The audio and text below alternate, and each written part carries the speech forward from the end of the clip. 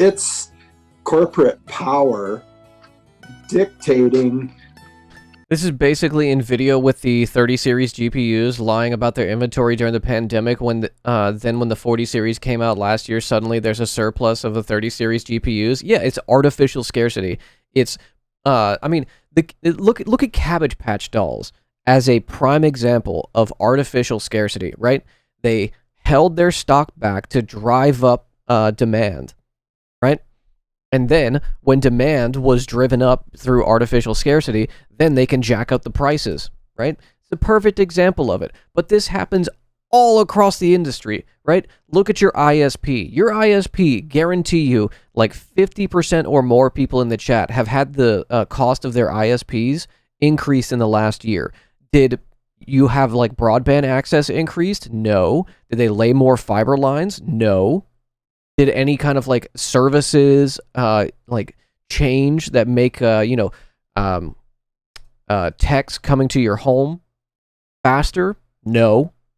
It's all the same. Like, cost of data, supply didn't change. Nothing changed. They just increase it because they can. I mean, don't make me talk about ISPs again. But how we track who has access to broadband in America is completely fucked. Put it this way. If you're in like a semi-metropolitan area, right? You're like on the outskirts of the city, you're downtown. It's like apartment complexes, maybe like there's a business district adjacent to you, and you're in like a housing project.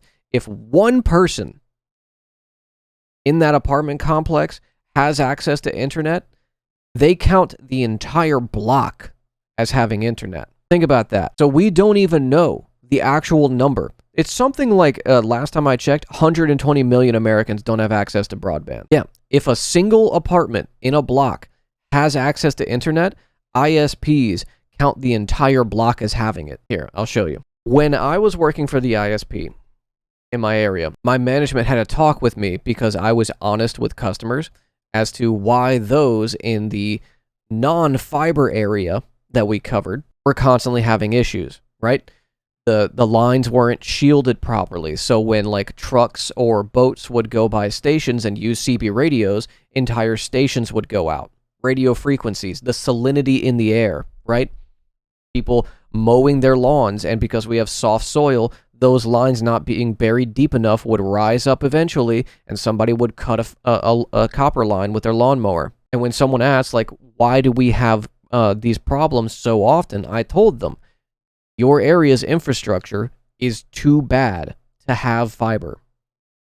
Your infrastructure needs to be updated so that this private company can put in fiber.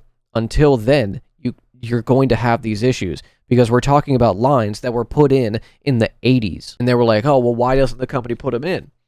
You know, why aren't there other companies there? And I told them, oligopolies. This company bought the company you used to get coverage from. There's nothing to change. Why would a company change it? Not like more people are moving out to your area. You have an aging population.